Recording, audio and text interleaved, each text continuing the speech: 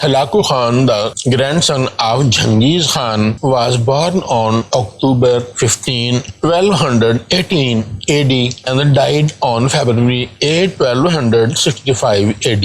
He was the cruelest and most brutal man in the world. Once Halaku Khan was sitting on his horse with glory. There were ranks of Tatar forces all around. At the forefront was the horse of Halaku Khan. 3 rows of imprisoned Muslims were erected in front of Halaku Khan, who were to be seen killed by Halaku Khan at his behest today. This cruel Halaku Khan commented, "Behead them." As soon as he heard the command, the executioners began to cut off the heads of the people. One in the front row was cut, then the other was cut, then the third, and then the fourth. In the front row stood an innocent old poor prisoner who was the only sponsor and sustainer of his family. He moved to the second row out of fear of death. Halaku Khan was watching the old man. The front row was completely wiped off. The eyes of Halaku Khan had seen the man leaving his front row for fear of death and moving to the second row. Halaku Khan was sitting on a horse, tossing the powerful steel rod in his hand and playing with it and enjoying the game when he saw the scene of the killing of Muslims. The executioners started hitting the second row with a sword. The next started falling on the on. The executioners were wielding the sword and the fountains of blood jumped up and down to the ground.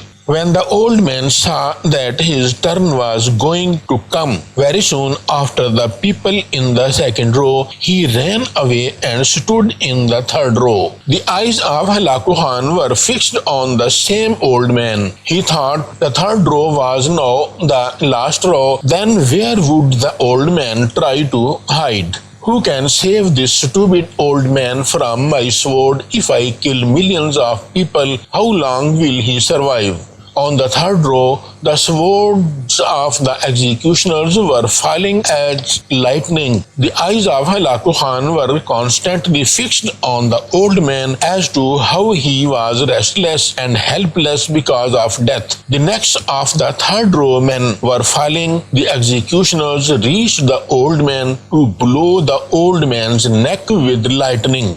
And the voice of Halaku Khan echoed at once, "Stop, do not call him anything yet." Halaku Khan addressed the old man and said, "Baba, tell me that you ran from the front row to the second row. When it finished, you ran into the third row.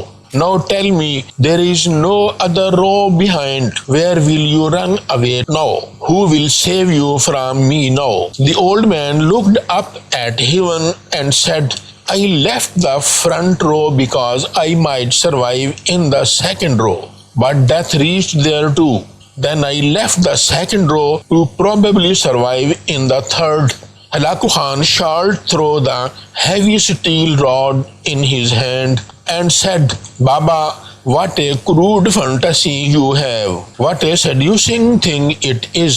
Can anyone save you from my sword?"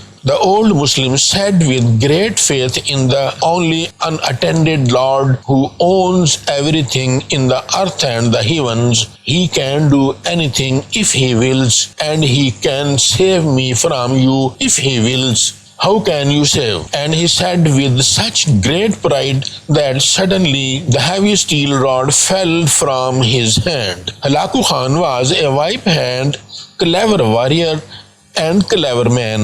He leaned over the horse to pick up the fallen rod. He tried to catch it in the air before he fell to the ground. In the same attempt, one of the feet of Halaku Khan came out of the stirrup and he came down from the horse, while the other foot was stuck in the stirrup. The horse of Halaku Khan was so scared of this sudden condition that he ran away. Halaku Khan tried hard to save himself, and the army also swung into action, but the horse was so powerful that it did not come under anyone's control. He dragged Halaku Khan into stones and ran away until the head of Halaku Khan hit the stones and became so injured that his soul, leaving his arrogant existence within minutes, was gone to hell. The army controlled the mighty horse of Halaku Khan after immense efforts, but by then his head had been crushed badly. The army of Halaku Khan was so frightened of this old man that the army deliberately ignored him, and the old man walked toward his house with great satisfaction. Therefore, it is said, fear the sigh of oppressed, for when he approaches Allah, acceptance comes from a long distance to welcome him. Allahu Akbar. Subhanallah. Subhanallahi wa bihamdihi. Subhanallahil Azim. Fi